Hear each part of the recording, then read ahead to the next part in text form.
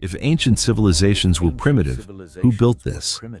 This question has divided archaeologists, engineers, and historians for centuries, because the deeper we look into the past, the clearer it becomes that something doesn't fit.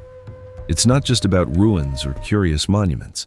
We're talking about constructions that challenge not only our understanding of what was possible thousands of years ago, but also our modern machines and techniques.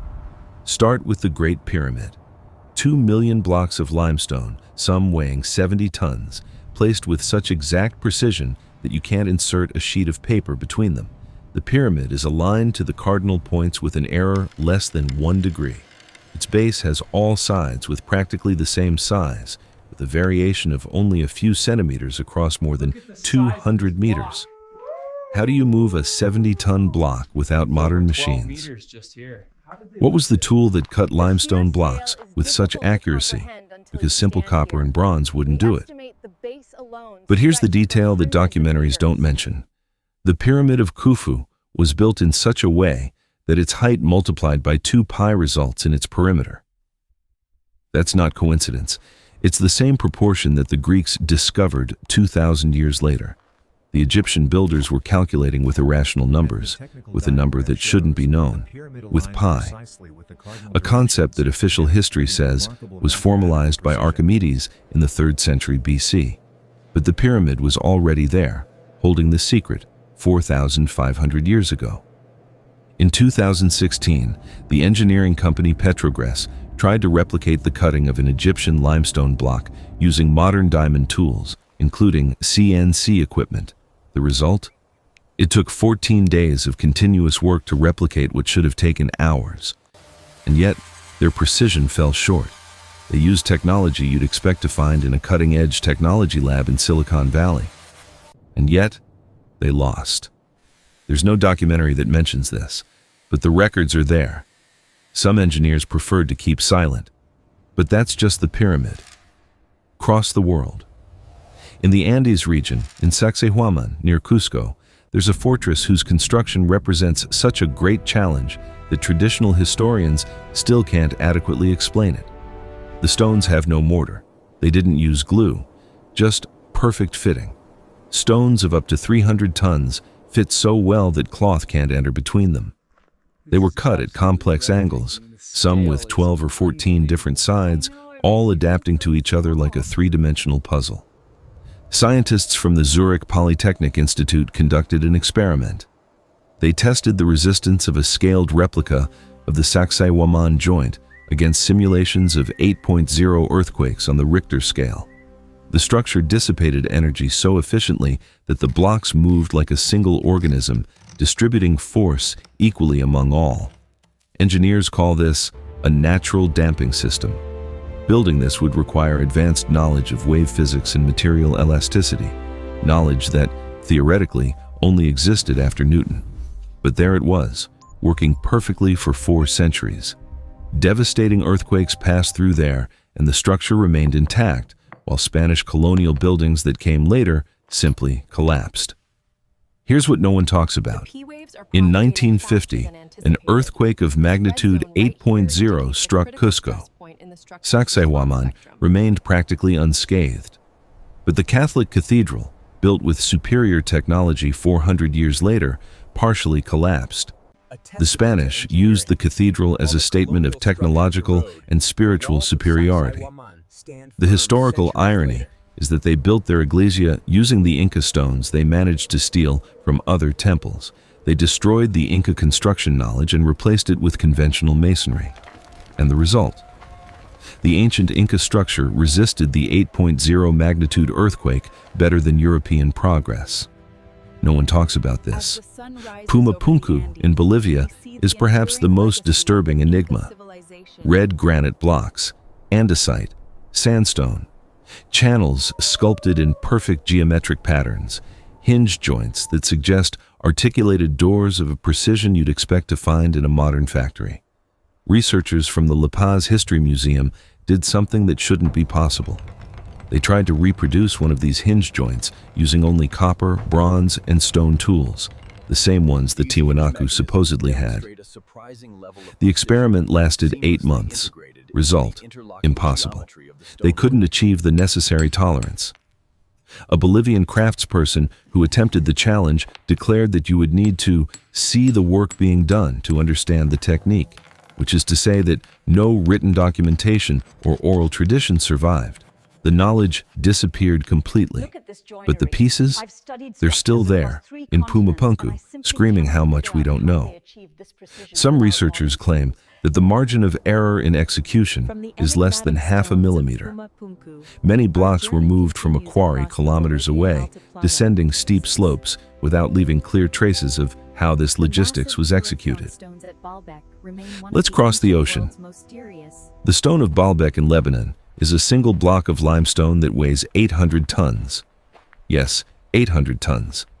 It's positioned as part of a foundation of an ancient Roman temple. The Romans, one of the most advanced civilizations of antiquity, built incredible structures. But this stone? It wasn't moved by the Romans. It was already there. The Romans simply built around it. The uncomfortable question is, who placed it there? And more importantly, how? The most disturbing part? Roman archives document this precisely. The Roman builders made notes. Colossal stone found. Origin unknown. Impossible to move. They wrote. They left records. They acknowledged that it was beyond their capability. Romans who conquered the world, who built aqueducts with precise mathematics, who moved obelisks from Egypt with sophisticated techniques, these same Romans looked at the stone of Baalbek and said, "This is not our work." Then they simply built around it, as if they were respecting the work of another builder, a builder they didn't dare question. That's a documented admission of technological defeat, but it's buried in rarely consulted archives. In England, Stonehenge presents us with a different puzzle. Stones of different types, some brought from a quarry more than 30 kilometers away. Transported, lifted, positioned in a deliberate geometric pattern. The orientation with respect to solstices shows astronomical knowledge. How did a population that supposedly lived in huts manage to organize, plan, and execute a project of this scale? Stonehenge hides something more. Within the archaeological site, inscriptions were found in a language that doesn't match any known British language from that period. Researchers tried to correlate it with Proto-Indo-European, with Basque languages, with Minoan inscriptions. No exact match. It's as if someone from outside had left instructions or signed the work. Some official archaeologists mentioned this once in 1987. Then, silence. The discovery disappeared from subsequent reports. The site continues to be studied, but these inscriptions don't appear in any recent publications. It's as if someone decided that we shouldn't know that someone left a signature at Stonehenge. And there's more. Much more. In Egypt, chambers within the pyramids display holes drilled in porphyry and granite with perfect symmetry. Some researchers speculate that these perforations could only have been made with very high-speed rotary tools. Egyptian artifacts display patterns that suggest knowledge of advanced mathematics, sacred geometry, notion of proportions and angles that would only be rediscovered centuries later. How could a primitive people possess this knowledge? Specifically, the number phi, the golden ratio 1.618, appears in Egyptian papyri in proportion calculations and design. Vitruvius, the famous Roman architect, documented that this number was a secret of the ancient masters. But here's what's kept out of the main conversation. If you apply phi to ancient Egyptian texts that describe temple construction, the instructions make perfect sense. The proportions work, the angles match. It's as if someone had left an encrypted manual using the golden ratio as the key. Leonardo da Vinci only rediscovered the golden ratio in the 15th century. But the Egyptians were already using it as a structural foundation 3,000 years before. They were building with the mathematics of the universe, and no one wants to discuss what that means. Easter Island presents hundreds of moai, gigantic statues. The largest weigh more than 80 tons. They were moved across rough terrain, extracted from a quarry, transported, raised, placed on stone platforms. There was a theory that Easter Island people used sliding wood to move the moai. Nice. Easy to understand. Problem: there weren't enough trees on Easter Island to do this. Analysis of wood cores shows that deforestation occurred after most of the moai were raised. That is, they tried to explain the transport of 80 tons with wood that didn't exist in the right period. Then another theory emerged: wooden rollers. Same objection. But there's an ignored detail.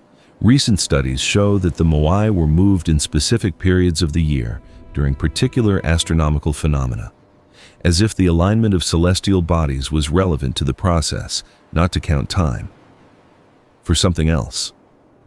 A researcher named Joanne van Tilburg suggested a correlation between moai movements and lunar cycles. No one delved deeper into this.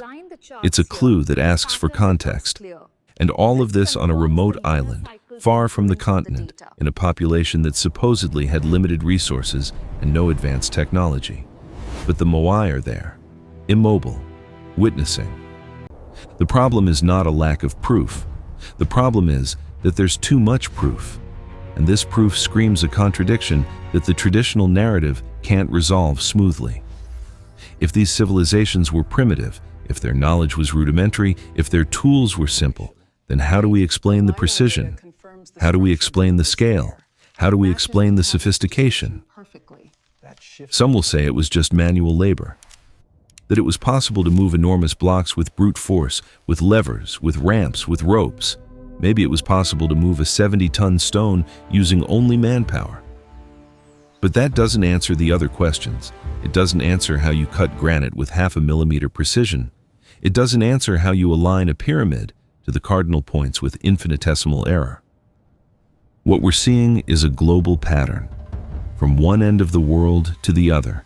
In cultures that supposedly never made contact, we find the same type of enigma: precise constructions, monumental structures, evidence of sophisticated planning, astronomical alignments, perfect fits. It's as if there were a common thread, a shared understanding of principles that we, moderns, are still struggling to fully understand.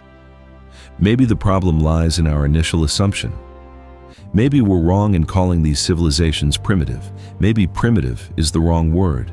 Maybe they had a different type of knowledge, a different technology, a different understanding of physics, mathematics, geometry. Maybe they knew principles that we lost. Maybe they had tools that we forgot how to work. Or maybe they had help that no one is willing to mention. Some of us mention it, but rarely on traditional platforms, because whoever raises the question is immediately categorized. But look at the records. Sumerian myths speak of Anunnaki, gods that descended. Hindu texts detail Vimanas, flying machines. Egyptians documented Shemsu-Hor, followers of Horus, beings that came before.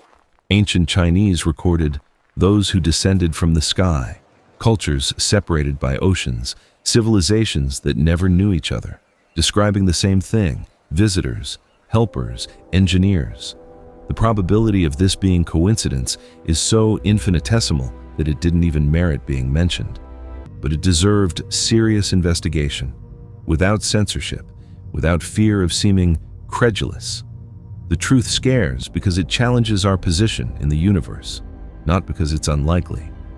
What we know for certain is that it is there, immobile, permanent, defying, waiting for an answer we still can't fully give. And as long as we can't explain how it was made, the mystery remains. The enigma continues, and the original question still hangs in the air. If ancient civilizations were primitive, who built this? How this level of precision was achieved with ancient tools remained a mystery.